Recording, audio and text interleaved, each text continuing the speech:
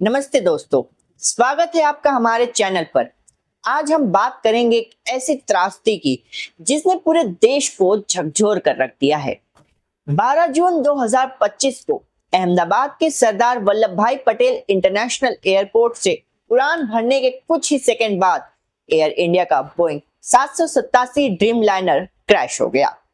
इस हादसे में 241 लोगों की जान चली गई और सिर्फ एक व्यक्ति चमत्कारिक रूप से बच पाया। लेकिन अब इस हादसे ने कई सवाल खड़े कर दिए हैं, खासकर हवाई जहाज की सुरक्षा और रखरखाव को लेकर। तो आइए इस हादसे की पूरी कहानी और इसके पीछे के सवालों को समझते हैं। 12 जून 2025 को दोपहर करीब 1:38 पे एयर इंडिया की फ्लाइट AI 171 जो अहमदाबाद से लंदन के गेटविक एयरपोर्ट के लिए उड़ान भर रही थी, टेक ऑफ के महज 30 सेकंड बाद मेघानी नगर के रिहायशी इलाके में क्रैश हो गई। इस फ्लाइट में 230 यात्री और 12 क्रू मेंबर्स सवार थे। हादसा इतना भयानक था कि आसमान में काले धुएं का गुबार छा गया। इस हादसे में 159 भारतीय, 53 ब्रिटिशर्स, 7 पुर्तगाली और 1 कनाडाई नागरिक थे। दुख की बात यह है कि अब भारत के इतिहास में सबसे भयावह विमान हादसे में से एक है।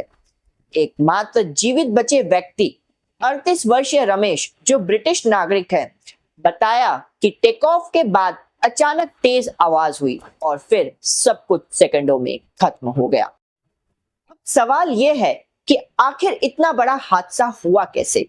शुरुआती जांच में कुछ विशेषज्ञों ने मल्टीपल बर्ड हिट्स यानी कई पक्षियों से टकराने की आशंका जताई है, जिसके कारण दोनों इंजनों ने काम करना बंद कर दिया। पूर्व पायलट कैप्टन सौरभ भटनागर के अनुसार टेक ऑफ के दौरान अगर दोनों इंजन फेल हो जाएं, तो विमान का लिफ्ट होना स्वाभाविक है। लेकिन यहाँ कई सवाल उठते हैं दोस्तों। पहला, विमान की तकनीकी स्थिति। बोइंग 787 ड्रीम लाइनर को आधुनिक और सुरक्षित विमानों में गिना जाता है, फिर भी क्या इसके रखरखाव में कोई चूक हुई? दूसरा, एयरपोर्ट की सुरक्षा। क्या अहमदाबाद एयरपोर्ट पर पक्षियों को रोकने के लिए पर्याप्त उपाय थे? तीसरा, पायलट की भूमिका। पायलट के पास 8200 घंटे का उड़ान अनुभव था, फिर भी क्या कोई मानवीय गलती हुई? एयर इंडिया ने कहा है कि ब्लैक बॉक्स अभी तक बरामद नहीं हुआ है, जो इस हादसे की सटीक वजह बता सकता है।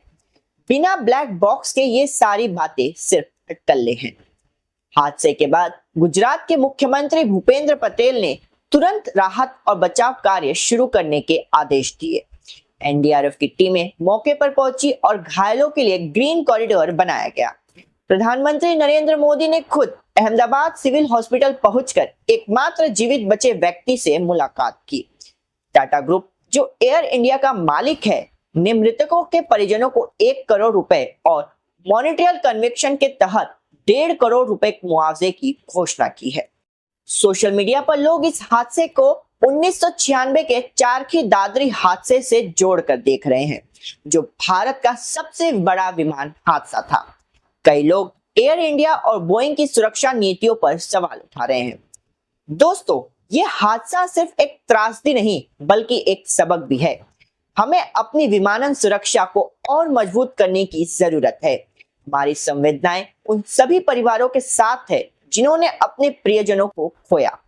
आइए हम सब मिलकर प्रार्थना करें कि ऐसा हादसा दोबारा न हो। अगर आपको यह वीडियो पसंद आया तो लाइक करें, शेयर करें और सब्सक्राइब करें। अपनी राय हमें कमेंट बॉक्स में जरूर बताएं।